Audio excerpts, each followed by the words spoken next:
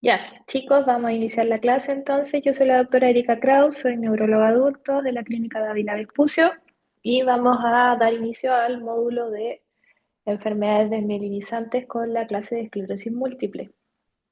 Si alguno tiene alguna duda, me interrumpe al tiro. Me interrumpe mientras esté hablando para yo poder resolvérsela al tiro porque si la dejamos pendiente después se me va a olvidar. ¿Ya? Y cualquier cosa, cualquier duda, entonces me van preguntando. La idea es que les quede lo más básico claro, ¿ya?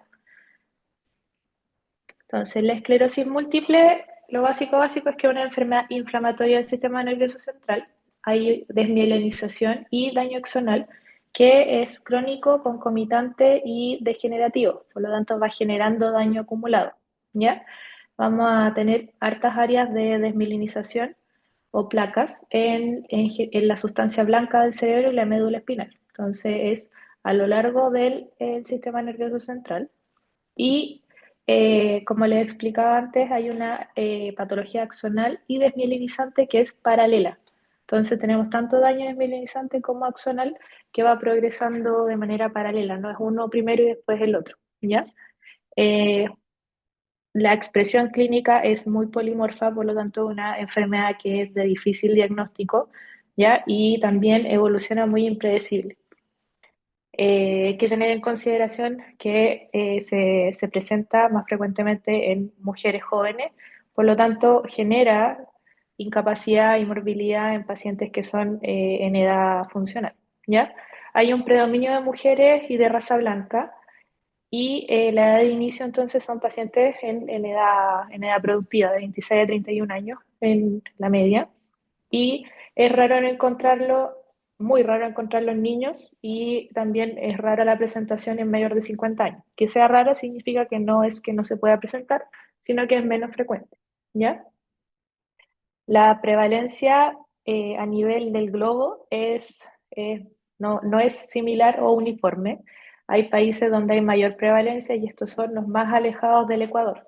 Entonces se cree o se asocia con el paralelo terrestre en relación a la mayor prevalencia con la asociación con la exposición solar y los niveles de vitamina D, que es lo que se ha visto que entonces los países que están más alejados del Ecuador tienen más prevalencia de esclerosis múltiple. En los países de mayor prevalencia alcanza uno en 300 personas, y en Chile tenemos 14 casos por 3.000 habitantes. La fisiopatología es compleja. Hay un daño en el sistema nervioso central por una interacción entre el sistema inmune adaptativo, el sistema inmune innato y el sistema inmune sistema nervioso central, que es donde están las glías y su relación con las neuronas. Entonces, se cree, porque de todas maneras todavía no se identifica el target antigénico que genera la reacción inmune. Hay una falla en esta regulación periférica, en donde se regulan los linfocitos T que van a hacer la autotolerancia con respecto a las distintas proteínas dentro del cuerpo. Y esta misma falla en la regulación periférica hace que estos linfocitos T vayan a reconocer las proteínas implicadas que todavía no se identifican, y este linfocito T que se activó en el sistema periférico entra al sistema nervioso central, ataca a las neuronas y a la mielina, y además estas citoquinas proinflamatorias van a activar a la microglia y a los astrocitos, generando daño no solo en la neurona, sino también una activación intrasistema nervioso central de una reacción inmune. ¿Ya? Entonces, este es como un cuadro más o menos resumen, donde se ve que tenemos unas células activadas fuera del sistema nervioso central que van a entrar en el sistema nervioso central, activar la microglia y la transformación a macrófago, generar entonces alteraciones astrocitarias que van a llevar a estrés oxidativo y a estrés extracelular, llevando tanto al daño axonal y al daño de la mielina propiamente tal por la respuesta inmune. Entonces, por eso se habla de que es una patología que genera tanto daño axonal por ese estrés oxidativo y daño hiperexcitatorio, como por respuesta inmune, ¿ya? Y ahí está la interacción entonces bien compleja de todo lo que es el sistema inmune innato y la vía intrínseca del sistema nervioso central, activando la microglia y por lo tanto también generando respuesta intrasistema nervioso central. ¿Ya? ¿Cuáles son estas manifestaciones clínicas que se pueden presentar? Se puede presentar cualquier manifestación dentro de las que están dentro en el sistema nervioso central. Por lo tanto, podemos tener alteraciones sensitivas, alteraciones visuales, motoras, trastorno de la marcha, trastornos del equilibrio, problemas sensitivos como parchados o focales. Está el signo del Hermit, que en el fondo es de irritación meningia, que es una flexión de la cabeza que genera como una corriente eléctrica que corre por la espalda. Y esto es netamente por inflamación meningia. Pueden presentarse vértigos, incontinencia, vejiga neurogénica, ataxia, mielitis transversa, eh, o polisintomático que genera que en el fondo estos síntomas, al ser tan diversos y de una progresión tan también poco predecible, hace que de repente sean difíciles de diagnosticar. Entonces, para el diagnóstico de la esclerosis múltiple tenemos tres pilares fundamentales. Primero, siempre hay que considerar otros diagnósticos, ¿ya? Para evitar errores. Entonces, por ejemplo, si un paciente se presenta con una clínica motora aguda, siempre hay que considerar y ampliar el diagnóstico diferencial, considerando eventos vasculares, infecciosos, eléctricos, y no simplemente casarse con un diagnóstico. Y una vez que ya analiza tanto la clínica como el examen físico y se apoya en las imágenes, ahí uno ya puede hacer un diagnóstico más específico. Y siempre es importante considerar que en la esclerosis múltiple hay dos pilares que son fundamentales. Uno es la diseminación en tiempo y otro es la diseminación en espacio. Y esto es en relación a las lesiones. Hasta ahora, ¿hay alguna duda? ¿Se escucha bien? Sí, todo bien. Súper.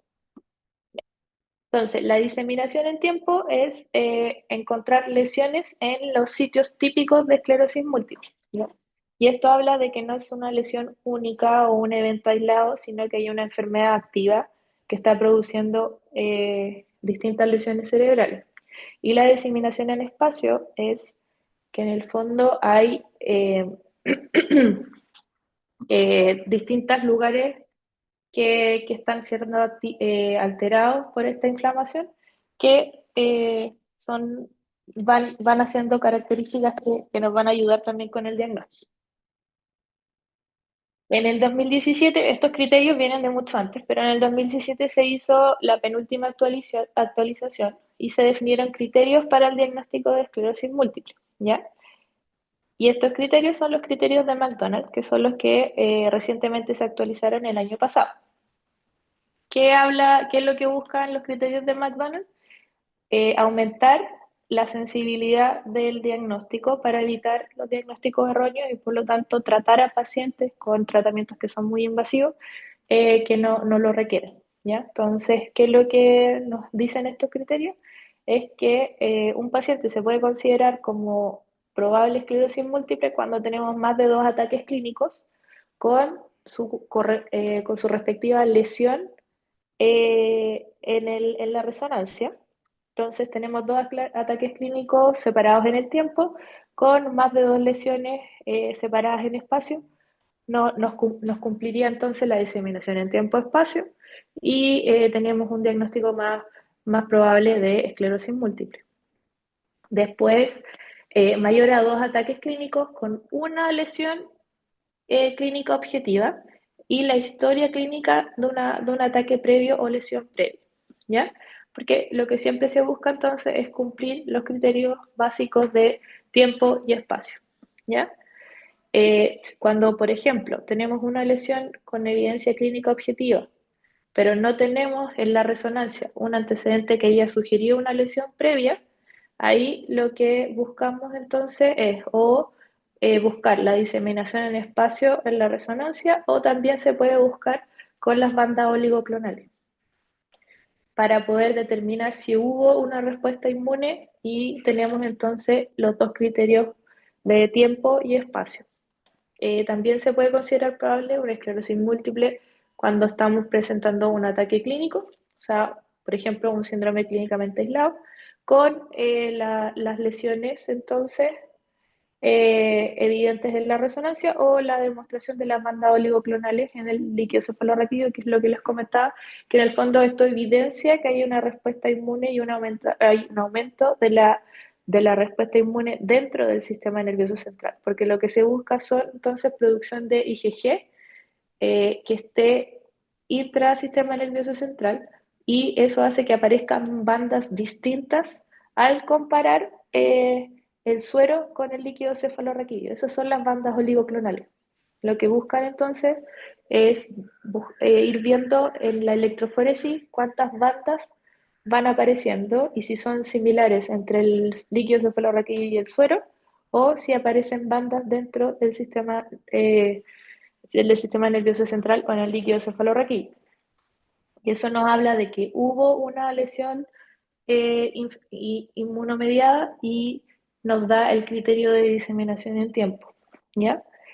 Y entonces también un ataque clínico con una lesión objetiva y se busca entonces la diseminación en espacio en la resonancia o la diseminación en tiempo que puede ser en resonancia o con las bandas oligoclonales. Y cómo determinamos la diseminación en tiempo en la resonancia es cuando tenemos lesiones que son característicamente de esclerosis pero que no capten contraste, que nos hablan de una lesión antigua, y una lesión que capte contraste, que nos habla de una lesión ya más nueva o activa. Entonces ahí tendríamos también el criterio de tiempo en la resonancia.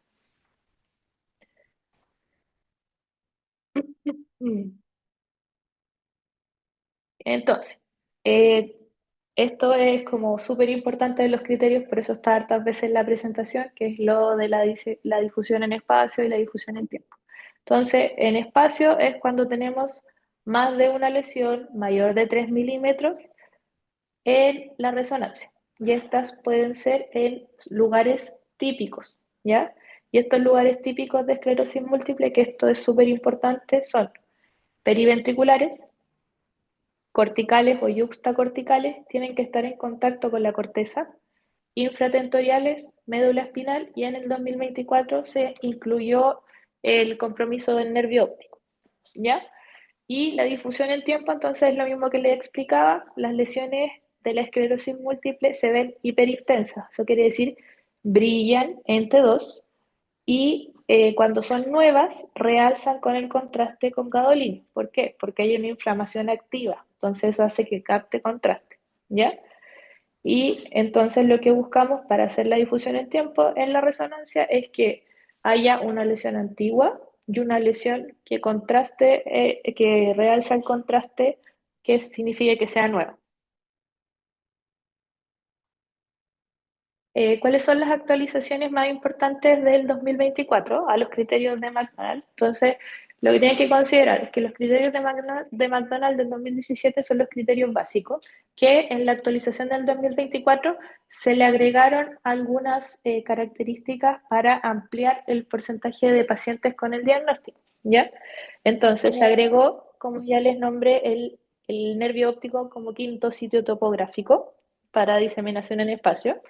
Y se agregaron también algunos marcadores que son biomarcadores como las cadenas ligeras libres y que en el fondo están validándose o se validaron ya como un equivalente a la diseminación en tiempo de las bandas oligoclonales, ¿ya?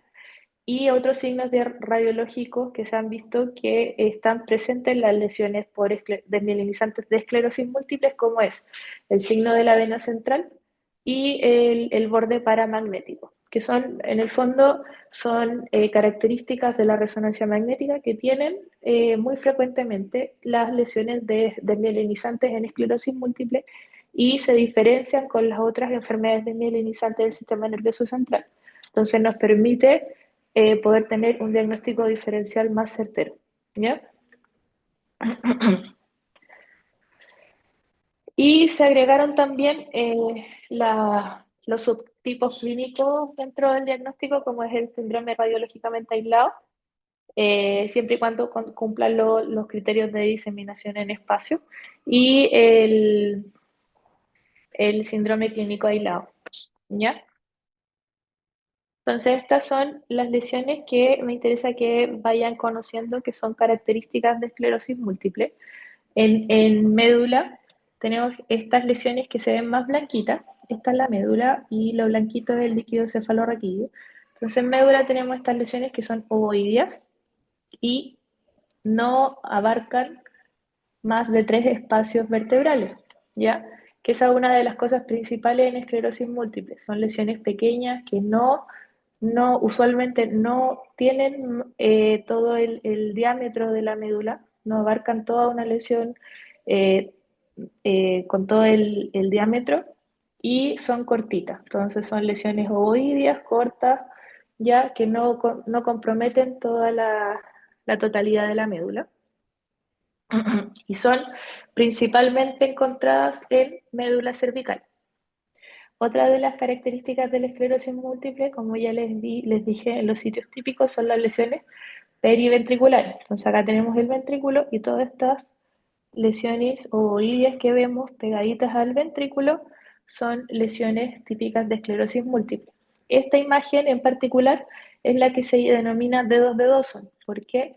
Porque en este corte se puede ver como que alrededor del cuerpo calloso y del ventrículo se ven estas como deditos que van saliendo acá. Entonces esos son los dedos de Dawson. Acá tenemos una lesión que es hiperintensa, son las lesiones hiperintensas que, como les menciono, son redonditas, bien definidas, ¿ya? Y acá tenemos una lesión entonces que capta al contraste en esta captación, que es bien sugerente de esclerosis múltiple, que es en anillo incompleto, ¿ya? Que es una de las características radiológicas que tienen las lesiones en esclerosis múltiple.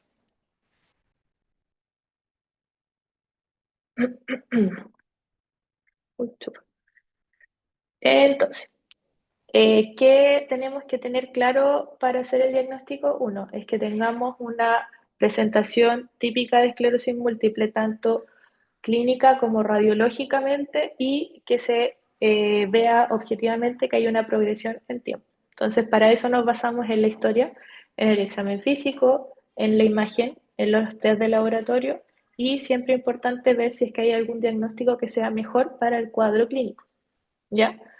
Entonces, vamos a tener dos posibles eh, caminos o casos. Se nos puede presentar un paciente con una clínica y examen físico sugerente de esclerosis múltiple y le encontramos una lesión en el sistema nervioso central que nos hace sospechar que podría ser desmielinizante. Entonces, ¿qué es lo que tenemos que agregar? Diseminación en tiempo, buscando entonces bandas oligoclonales o cadenas capa y con eso, si por ejemplo tenemos una banda oligoclonales positiva o las cadenas capas positivas, ya podríamos tener el diagnóstico de una esclerosis múltiple. Y por ejemplo, si tenemos toda la historia y tenemos por lo menos dos lesiones o hay una progresión en los últimos 12 meses, vamos a tener entonces también cumpliendo los dos criterios básicos, que es diseminación en tiempo y espacio. Vamos a poder tener entonces el diagnóstico de esclerosis múltiple encontrando por lo menos 4 de las 5 localizaciones eh, de diseminación en espacio o teniendo los criterios de laboratorio que son las cadenas livianas capa o las bandas oligoclonales. Que hay que tener ojo cuando estamos enfrentándonos a la sospecha de una enfermedad desmielinizante. Por ejemplo, un paciente que tenga un examen neurológico normal. Lo que se busca es que la clínica sea concordante con el examen neurológico y tanto la clínica, el examen neurológico y la imagen también sean concordantes. Si yo tengo un paciente que llega por una clínica motora y puede tener el hallazgo de una imagen en la corteza occipital, no me estaría concordando su clínica con su imagen, ¿ya? Entonces es importante que todo calce, porque algo importante en la neurología es que las lesiones son muy localizables dentro del examen físico. Si hay alteración solo en una localización, no se cumple el criterio de diseminación en espacio. Y si la enfermedad tiene una lesión que empezó progresiva y siguió progresando, pero no hay otras localizaciones y no hay no deja de progresar, tampoco se cumple la diseminación en tiempo, porque tenemos una lesión que es progresiva constante y eso habla más de otras lesiones desmielinizantes, no de esclerosis múltiple, que en el fondo estas lesiones activas remiten o dejan de captar contraste con el tiempo, ¿ya? La presencia de enfermedad psiquiátrica que nos hable de algunas... lo que uno no tiene que hacer es que porque una enfermedad psiquiátrica no creerle al síntoma. Ahora lo que uno busca es encontrar incongruencias en el examen físico cuando son estos pacientes, ¿ya? Bueno, entonces, como les decía antes, tienen que siempre tratar de buscar que sea un examen neurológico concordante con la clínica y que no tenga cosas que nos hagan sospechar que puede ser que este síntoma no sea real, ¿ya? Buscar enfermedades sistémicas. Las enfermedades sistémicas en pacientes con antecedentes de esclerosis múltiple o con enfermedades desmielinizantes de repente pueden dar los que se llaman pseudobrotes, que es por la presencia de fiebre o de un estresor metabólico o infeccioso, genera que una lesión antigua pueda volver a dar el síntoma, ¿ya? Entonces eso siempre es importante determinar si es que estamos frente a un síntoma nuevo o a una recrudescencia de un brote, de un síntoma antiguo. También es importante considerar cuando estamos enfrentándonos por primera vez a una enfermedad desmielinizante si hay historia familiar al respecto, ¿ya? Porque ahí habría que buscar enfermedades genéticas que nos den estos cuadros más que una enfermedad inmunomediada, ¿ya? Síntomas de sustancia gris. ¿A esto a qué se refiere? Principalmente a síntomas cognitivos, presencia de convulsiones, ya que no son no son frecuentes de encontrar en pacientes que estén debutando con una esclerosis múltiple, ¿ya? Síntomas periféricos. Tampoco la esclerosis múltiple es una enfermedad desmielinizante del sistema nervioso central. Por lo tanto, si tenemos síntomas periféricos asociados o síntomas de segunda motoneurona, ya habría que prender las banderas, porque podríamos estar frente a otra enfermedad, ¿ya? Que los síntomas sean agudos o hiperagudos o muy abruptos, ¿ya? Los síntomas de esclerosis múltiple pueden ser agudos, pero no son abruptos, abruptos, ¿ya? Y eso nos habla más de un evento vascular. Que no tenga los síntomas típicos. Los síntomas típicos de la esclerosis múltiple es principalmente, por ejemplo, debutar con una neuritis óptica, debutar con un nivel sensitivo por una alteración medular, con problemas vesicales, tener síntomas sensitivos, ¿ya? Cuando no son los síntomas típicos, uno también puede ahí levantar una banderita.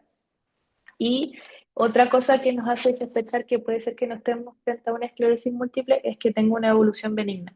Como les comentaba, se produce un daño que es crónico, axonal y desmielinizante, por lo tanto, tiende a la progresión. Si no se trata, es una enfermedad que progresa y va generando discapacidad acumulada. Si estamos frente a una evolución benigna que no ha tenido mayor progresión, entonces podría ser que estemos con un diagnóstico errado.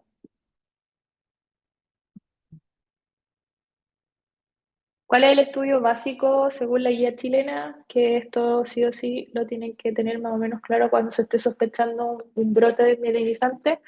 Primero, a todos los pacientes hay que hacerle una buena anamnesis, un buen examen neurológico, hay que tener una resonancia de cerebro y de médula total, ¿ya? Eso es súper importante para el diagnóstico de esclerosis múltiple. Los criterios son en resonancia, por lo tanto, solo con un escáner no podemos hacer el diagnóstico de una esclerosis múltiple.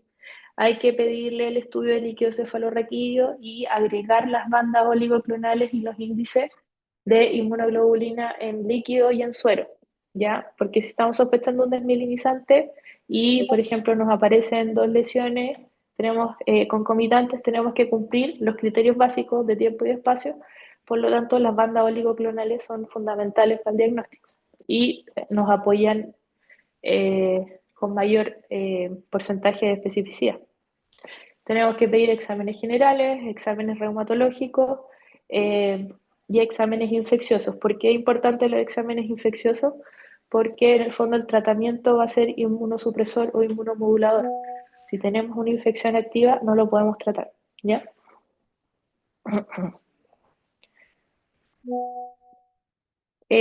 Hay unos conceptos que se ocupan bastante cuando uno está hablando en casos de esclerosis múltiple, que se los dejo como para que los conozcan, como cultura general principalmente, que es el concepto de PIRA, que es progresión independiente de la recaída. En el fondo es el daño que se va produciendo de manera crónica y independiente de si hay nuevos brotes o no, ¿ya?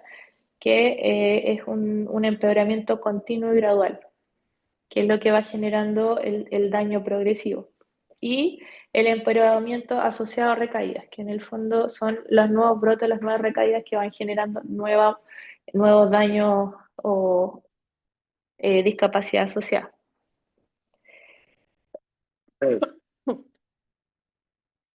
Y la mayor acumulación de discapacidad en los primeros años de la esclerosis en el subtipo remitente recurrente es más, principalmente está más dado por la progresión independiente de la actividad de las nuevas recaídas más que por las recaídas, que eso ya, ese empeoramiento es más en etapas más tardías.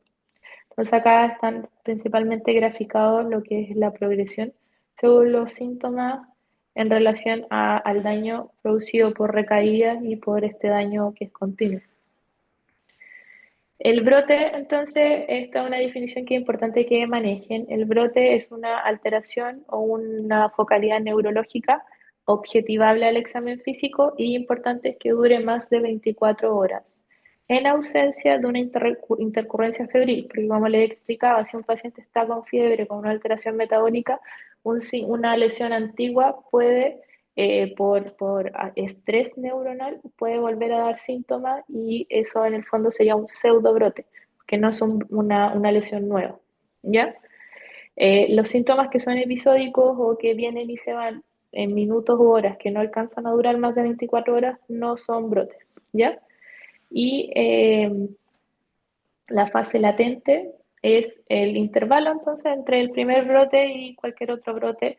Y brote entonces cada síntoma que dura más de 24 horas, que es nuevo y que tiene una lesión objetivable en la resonancia con su concordante alteración al examen neurológico. Que es importante también que si estamos encontrándonos frente a un nuevo brote, hay que tratarlo, porque mientras más precoz es el tratamiento, menos es el daño por inflamación del sistema nervioso central y por lo tanto menos el daño acumulado, que lo que estamos tratando de producir en estos pacientes es detener la inflamación y detener el daño crónico. Por lo tanto, los tratamientos tienen que ser lo más agudo posible y lo más intenso posible, ¿ya? ¿Cómo se tratan los brotes? Se pueden tratar con glucocorticoides, principalmente nosotros usamos metilprednisolona, ¿ya? Y se, se usa habitualmente endovenosa, pero no hay ninguna evidencia que haga la diferencia entre endovenosa y bioral. Pero lo más frecuente es que lo hagamos endovenoso porque en el fondo estamos dando corticoide en alta dosis, tiene que ser monitorizado porque puede generar una psicosis aguda, puede generar hiperglicemia, por lo tanto lo mejor es que esto sea monitorizado. Y no hay ninguna información que nos hable de la dosis óptima de esteroides, pero lo más frecuente a utilizar es en pacientes que no tienen gran diabetes o gran daño, es 1 gramo al día de metilprednisolona, ¿ya? Cuando no hay una respuesta favorable con el tratamiento con corticoides, también se puede realizar plasmaferesis cuando es un brote muy severo y muy invalidante para el paciente, ¿ya? Inmunoglobulinas en esclerosis múltiple no tienen mayor utilidad. Ya, una vez que ya tenemos como el diagnóstico de la esclerosis múltiple, vamos a pasar a hablar de los fenotipos. Entonces, hay fenotipos que son clásicos que todos tienen que manejar. Primero está la esclerosis múltiple remitente recurrente, ¿ya?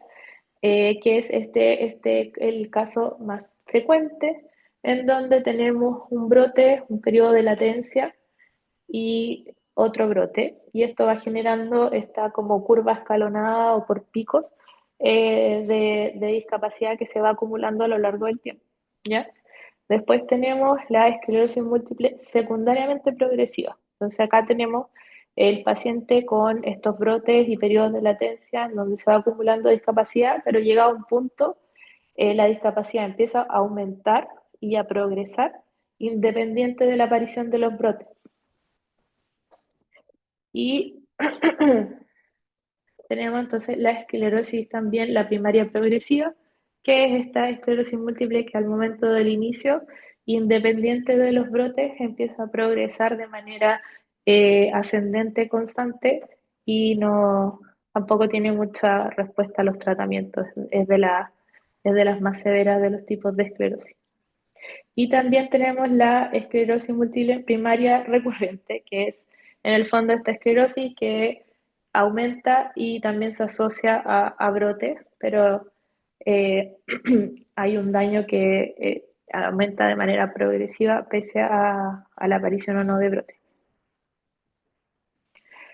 Eh, Dentro del espectro de la esclerosis múltiple hay distintos síndromes que se han ido identificando con el tiempo, por ejemplo el síndrome clínico aislado, que es la aparición de clínica y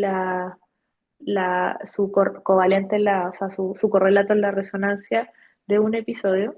Y el síndrome radiológico aislado, que en el fondo es el hallazgo en una resonancia de una lesión altamente sugerente de esclerosis múltiple, la remitente recurrente, la secundaria progresiva y la primaria progresiva, que en el momento actual estos son los subtipos que más se manejan como diagnóstico. Entonces podemos decir un síndrome clínico aislado, un radiológico aislado, una remitente recurrente, secundaria progresiva y primaria progresiva. Estos son los fenotipos que más se manejan actualmente. ¿Qué es importante considerar? Que todos estos subtipos eh, se ha visto que progresan en el tiempo y tienen riesgo de desarrollar una esclerosis remitente recurrente y también llegar a lo que es la esclerosis secundariamente progresiva o la primariamente progresiva. ¿Y esto en qué se traduce? Lo más importante es considerar la reserva funcional del cerebro, porque a medida que yo voy agregando daño cerebral, voy agotando mi reserva funcional. Y eso significa que voy generando una eh, alteración funcional y una dependencia e invalidez eh, que va a ir progresando.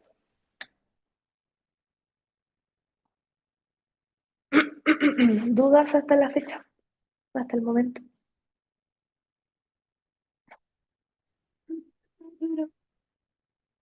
¿Mm?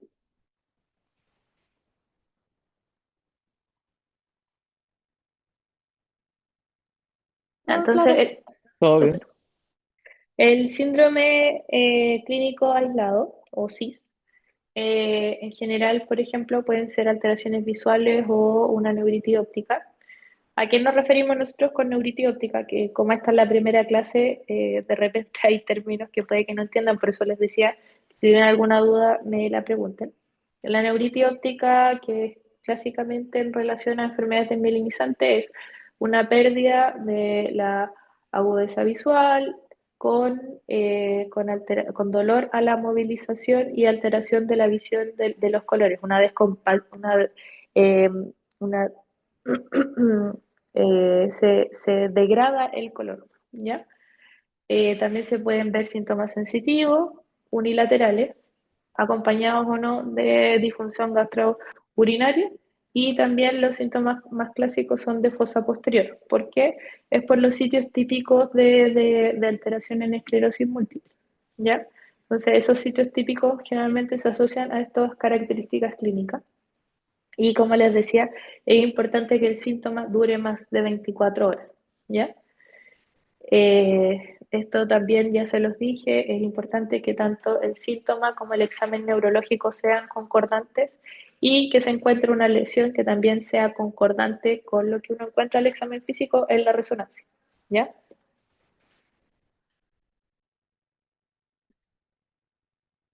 También el síndrome radiológicamente aislado es lo que les comentaba, son personas que se hacen un estudio por resonancia por alguna otra razón, por ejemplo, cefalea o, o cualquier causa que genere que se hizo una resonancia, y se encuentra entonces una lesión desmielinizante, ¿ya? Como estos son hallazgos incidentales, la incidencia es desconocida, pero se ha visto que de los pacientes que se han encontrado los síndromes radiológicamente aislados, un 50% de estos van a desarrollar esclerosis múltiple. Por eso se incluyeron dentro de los criterios diagnósticos en el 2024. Y hay que considerar que hay factores de riesgo para que el paciente que tiene esta lesión aislada vaya a ser más probable que progrese a una esclerosis múltiple. Y esto es que, por ejemplo, sea hombre, un hombre con una lesión que es sugerente de esclerosis múltiple ya lo hace de más riesgo, que en el fondo son menos frecuentes los hombres que las mujeres con estas lesiones. Que sea joven, que haya una lesión en médula o lesiones infratentoriales, que tenga aparte de la lesión banda oligoclonal positiva y que esta lesión tenga captación de contraste, que hable de una inflamación aguda.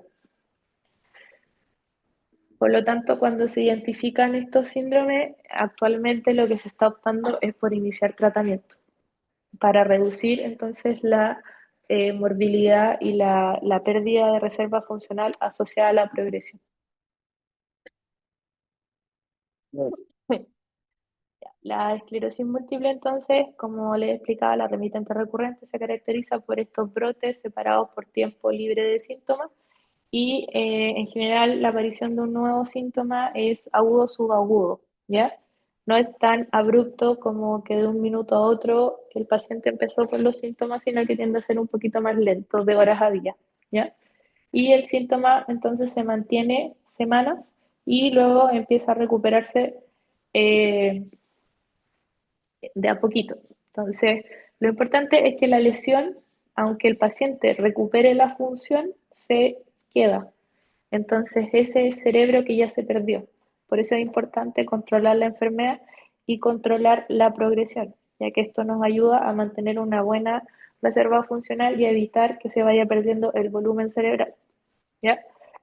Eh, Mientras más brotes o crisis vaya teniendo el paciente, más difícil es que la recuperación vaya siendo completa. ¿Por qué? Porque menos reserva funcional tengo. Cuando yo pierdo un porcentaje de neuronas, estas neuronas no se van a regenerar, va a quedar una cicatriz. Y lo que hacen el resto de las neuronas es tomar el trabajo que este grupo hacía y tomarlos ellos, ¿ya?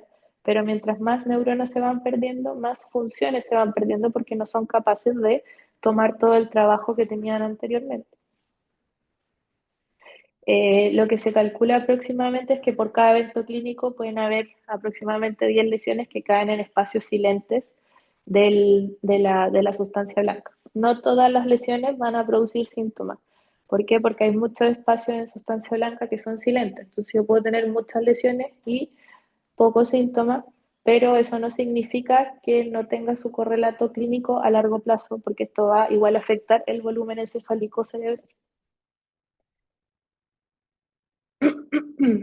Después, la secundariamente progresiva, entonces tenemos que son estos pacientes que inician con una esclerosis múltiple remitente recurrente, pero a lo largo de los años, ya a los 10 o 15 años desde el inicio de la enfermedad, empieza una progresión que es independiente de la recaída, ¿ya? Entonces, esto va generando deterioro cognitivo, atrofia, ¿ya? Y esta neurodegeneración que lleva a una carga mucho mayor que lo que se podría esperar para la edad del paciente, ¿ya? Eh, ¿Cuáles son predictores de que una esclerosis remitente recurrente puede progresar a una secundariamente progresiva? Son estas esclerosis múltiples donde en un periodo corto suben más de 3 puntos en un score que se llama EDSS, que es de discapacidad. Entonces lo que ve este score son los síntomas del examen neurológico, cuánto puede caminar el paciente, si tiene o no incontinencia, cómo está la agudeza visual, y eso lo va puntuando y si, por ejemplo, en un menos de un año el paciente ya subió más de 3 puntos entre recaída y recaída, entonces nos puede hacer el correlato de que este paciente puede evolucionar en una secundariamente progresiva. También que tenga altas tasas de recaídas tempranas, nos puede hablar de que va a evolucionar una secundariamente progresiva porque claramente mientras más recaídas y mientras más lesiones, menos reserva funcional, por lo tanto, más progresa el neurodeterioro, ¿ya? Y es también importante considerar que hay una progresión independiente de las recaídas, que es el PIRA, que es entonces este neurodeterioro que es constante de las lesiones, independiente si es que hay una lesión nueva o no.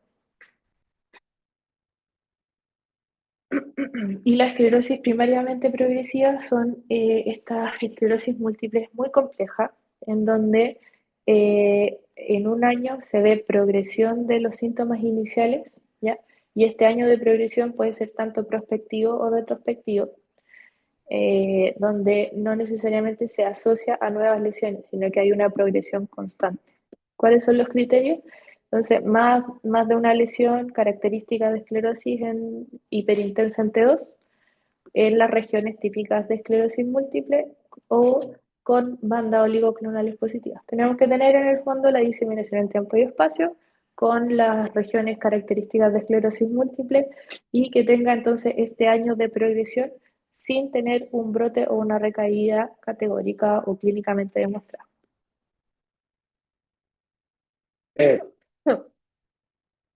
Y esta, la primaria progresiva, entonces, tiene estos criterios, este criterio que es principalmente el de que tenga esta progresión del, del deterioro clínico en un año. Generan eh, esta progresión habitualmente es en un sistema dominante. Por ejemplo, el paciente va progresando con una paraparesia espástica que cada vez es peor, o una ataxia sensorial que cada vez va empeorando más, o una insuficiencia visual que progresa en un año. Entonces un sistema que es el que va progresando, que nos ayuda también a hacer el seguimiento. Pero lo que siempre hay que tener en consideración es que la esclerosis múltiple, aunque este tratamiento es una enfermedad que es un continuo, ¿ya? Y esto es importante porque genera entonces pérdida de la reserva funcional y esto es lo que se está tratando de detener con los tratamientos de última generación y el cambio en el enfrentamiento del tratamiento, ¿ya? Hace algunos años el enfrentamiento del tratamiento en esclerosis múltiple era iniciar con los medicamentos de mediana eficacia y si es que estos fallaban, ir aumentando en eficacia. El enfrentamiento actual es partir con los de mayor eficacia, detener la enfermedad para detener esta progresión y así evitar la pérdida de reserva funcional y que el paciente sea el mayor tiempo lo más sano posible.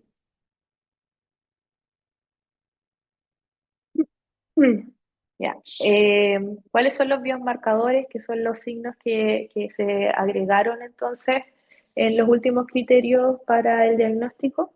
Uno de ellos es el signo de la vena central. En el fondo, esto es un biomarcador que se ha visto que es más específico en esclerosis múltiple, que es que se busca que en las lesiones de desmielinizante uno busca una vena central, ¿ya? Y aquí hay distintas proporciones que se tienen que cumplir para que sea un criterio positivo. Y los otros son las lesiones con borde paramagnético, que en el fondo es en una de las secuencias de la resonancia, se ve que está este borde que habla de una actividad no necesariamente que capte contraste, pero sí es que hay una lesión que va evolucionando en el tiempo y que genera esta secuencia como esta imagen característica en la resonancia. Y tenemos entonces los biomarcadores serológicos que también nos ayudan y se han integrado en los criterios diagnósticos, que son los filamentos de cadena ligera y las bandas oligoclonales. Ahora vamos a hablar una pincelada de tratamiento, ya que esto es más de criterio especialista, pero en el fondo el tratamiento tiene que ser un enfrentamiento multidisciplinario, que tenemos que pacientes que tienen mucha carga de enfermedad, tienen alteraciones motoras, son pacientes jóvenes, ¿ya? Y como les contaba, el enfrentamiento actual del tratamiento es ser lo más agresivo posible para detener la progresión y usar los tratamientos de alta eficacia lo antes posible, ¿ya? Hay muchos mecanismos de acción entre los productos, hay más de 25 productos que se pueden usar. Hay tanto endovenosos, subcutáneos, orales, monoclonales dentro del espectro de tratamiento, ¿ya? Entonces, acá se lo separé en inyectables. Tenemos el interferón, el acetato, con sus características, los orales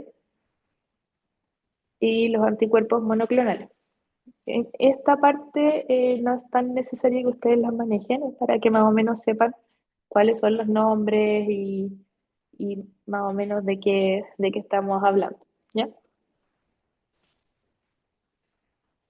Y eso, no sé si tienen alguna duda.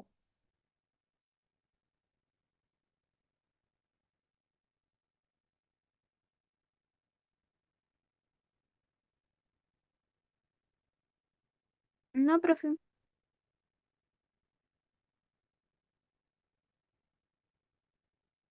Ya, pues chiquillos, eso ha sido todo por hoy.